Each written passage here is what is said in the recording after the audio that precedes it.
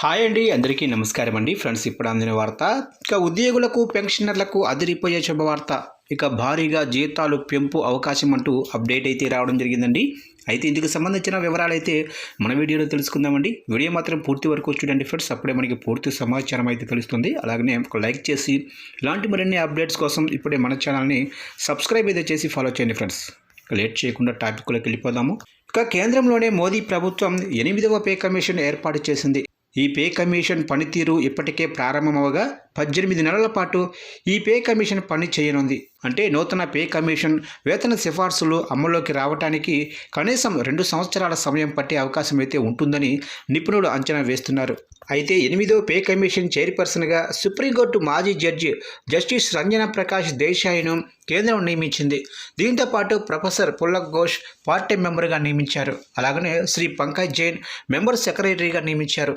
నిజానికి షెడ్యూల్ ప్రకారం 8వ పే కమిషన్ జనవరి 1, 2026 నుంచి ప్రారంభం కానుంది. కానీ ప్రస్తుతం ప్రతిపాదిత 8వ పే కమిషన్ అమల్లోకి వచ్చేందుకు కనీసం 2 సంవత్సరాలు పట్టే అవకాశం అయితే ఉన్న నేపథ్యంలో ప్రస్తుతం డిఏ పెంపు అనేది ఈ సంవత్సరం కూడా 7వ వేతన సంఘం సిఫార్సుల తరహాలోనే అమలు చేసే అవకాశం అయితే ఉంది. ఇక 2026లో డిఏకి సంబంధించి కొన్ని ముఖ్యమైన విషయాలు తెలుసుకుందాము.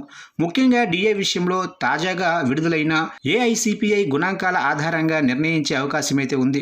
2026 జనవరిలో కేంద్ర ప్రభుత్వ ఉద్యోగులకు డిఏ సుమారు 5% వరకు పెరిగే అవకాశం అయితే ఉందని వార్తలు వస్తున్నాయి.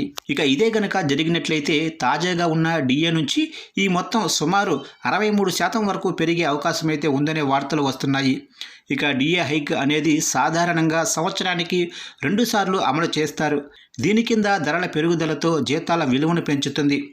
ఇక డిఏ పెంపుతో వేతనం ఎంత పెరుగుతుందో అర్థం తెలుసుకుందాము. ఉదాహరణకు ఒక ఉద్యోగి కనీస వేతనం 18,000 అనుకుందాము. ఒకవేళ 5% డిఏ ప్రకటించినట్లయితే అతడికి అదనంగా 900 పొందవచ్చు. అంటే 900 ఇంటూ 12 నెలలు కలిపితే ఆ ఏడాది అదనంగా 10,800 ఆదాయం లభిస్తుంది. ఇక ప్రతి సంవత్సరం 2 సార్లు డిఏ చెల్లింపు అనేది జరుగుతుంది. సాధారణంగా ఫెస్టివల్స్ సమయంలో కేంద్ర ప్రభుత్వం ఈ డిఏ అనేది ప్రకటిస్తుంది. ఈ లెక్కన కేంద్ర ప్రభుత్వం మొదటి డిఏను మరికొన్ని రోజుల్లో కీలక నిర్ణయం తీసుకునే అవకాశం అయితే ఉందని అంచనాలు వెలువడుతున్నాయి.